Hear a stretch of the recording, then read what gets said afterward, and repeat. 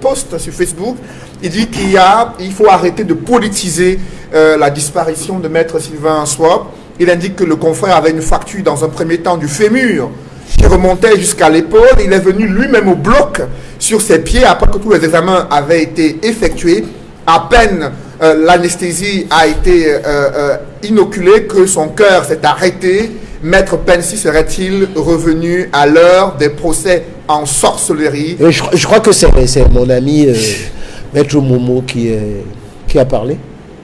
Il parle trop et il parle un peu trop vite. Vous savez, lorsque des événements dramatiques de ce type arrivent, on réfléchit. Parce qu'après, il a dit que c'était un lapsus. Parce qu'il a parlé du fémur. Que c'était un fémur. D'abord, je ne sais pas s'il est allé à l'hôpital et comment quelqu'un qui est un fémur, tout le monde sait que le fémur, c'est pas au niveau du bras, a pu marcher pour aller jusqu'au bloc opératoire. C'est une légende.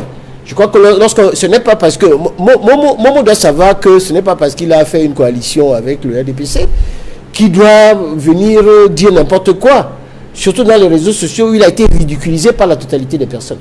Moi, je l'aime bien, mais il faut faire très attention. C'est un confrère qui est mort. C'est un confrère qui était vivant, qui était juste blessé. Et on doit savoir pourquoi il est mort. Moi, je n'ai jamais dit que c'était un assassinat politique. Ça n'a pas de sens. Il n'avait aucun problème avec qui que ce soit.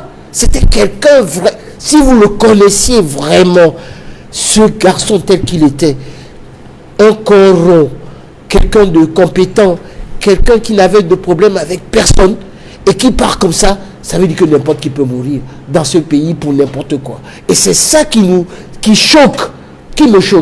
Et je crois que Momo doit rester tranquille sur ce point. Il est ministre délégué.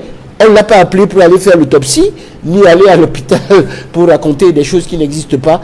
L'ordre des médecins avec le docteur Jules Sandion, qui est un ami, un camarade de classe, s'est tenu de cette affaire pour dire que c'est auto-saisi. C'est la première fois. Pour faire une enquête sur cette affaire. Donc on attend le résultat de cette enquête et sur ce point-là, il faut savoir raison garder.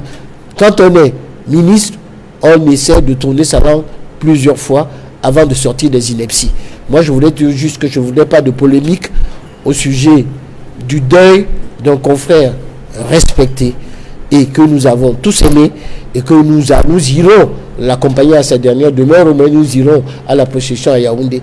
C'est quelqu'un vraiment sur son cas, on ne doit pas dire n'importe quoi. Et je comprends très bien la réaction de mon ami, notre confrère Christophe. Donc, il faut que dans cette affaire-ci, que la vérité arrive et que plus jamais que quelqu'un qui a une fracture meure à la suite d'une agression. Il y a un autre conflit.